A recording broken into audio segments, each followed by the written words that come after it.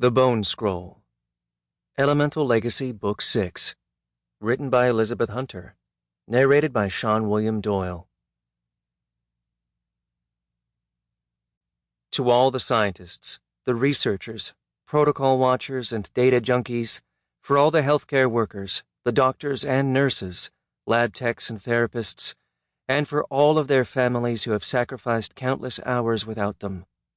For the people who held the hands that we could not, looked in the eyes of the lost, and mourned with each family. Thank you. We cannot say it enough. Thank you. Thank you. Thank you. 1.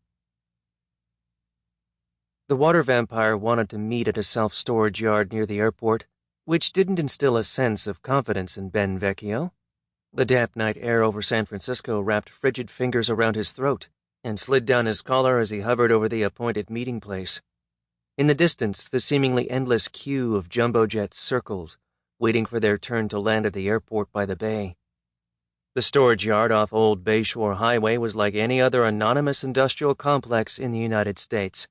Painted a dull, salt-speckled taupe, it sat under the evening fog in a half-dozen neat rows.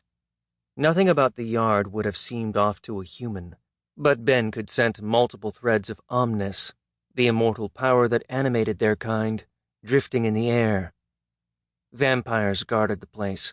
Not wind vampires like Ben, not that he could detect anyway, but multiple immortals were present, which meant the traitor wasn't alone. Not necessarily a threat. The vampire was known for doing business with legitimate and slightly less legitimate business people, which meant that security was prudent. What Ben wasn't sure of was if he fell under the legitimate or slightly less label these days. Probably slightly less. He descended from the darkness and landed under the cool glow of a street lamp, deliberately making himself visible. He saw a guard behind the chain-link fence emerge from the darkness, nodding toward a narrow gate next to the car entrance.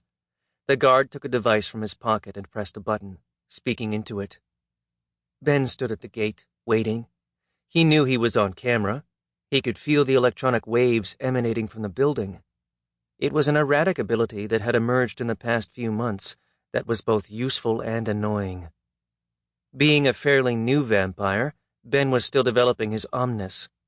Having been sired by an ancient wind vampire, that also meant that when new abilities emerged, they often came on full blast. It was a little like dropping into a vehicle going 100 miles an hour.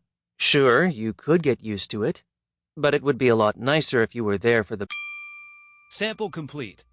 Ready to continue?